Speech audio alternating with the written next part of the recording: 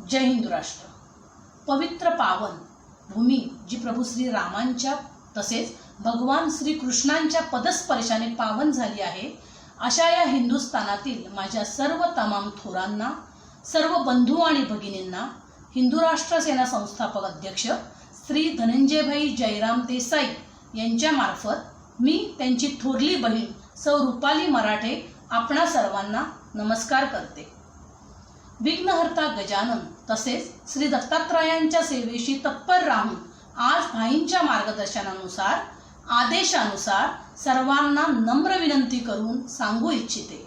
मतांचे दोन प्रकार पडते, एक जे राष्ट्राच्या हितासाठी असेल आणि दुसरे अर्थातच राष्ट्राच्या खातासाठी।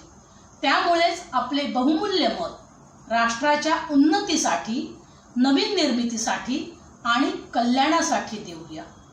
देव, देश आणि धर्माच्या रक्षणासाठी सर्वप्रथम आपला राष्ट्रधर्म रक्षिला गेला पाहिजे आणि राष्ट्रधर्माच्या रक्षणासाठी आजवर झाले नाही असे न भूतो न भविष्यती असे भव्य दिव्य ऐतिहासिक तसेच प्रचंड मोठ्या प्रमाणात भरघोस मतदान करून भारतीय जनता पक्ष म्हणजेच महायुतीला महाविजय मिळवून देऊया।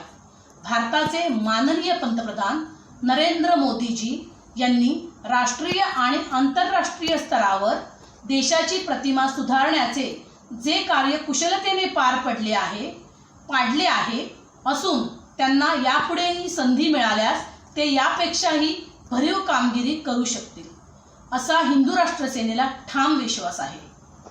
माननीय धनंजयभाई यांच्यावर न्यायालयाने अतिशय कठोर निर्बंध घातल्याने त्यांचे मनोगत मी इथे मोजक्याच शब्दात मांडत आहे।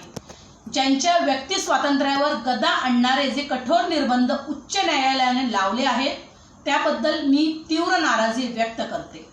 सर्वांना घरातून बाहेर पडून महायुतीला भरभरून मतदान करण्याचे आवाहन मी श्री धनंजयभाई देसाई यांच्या तर्फे आपणा सर्वांना करत आहे।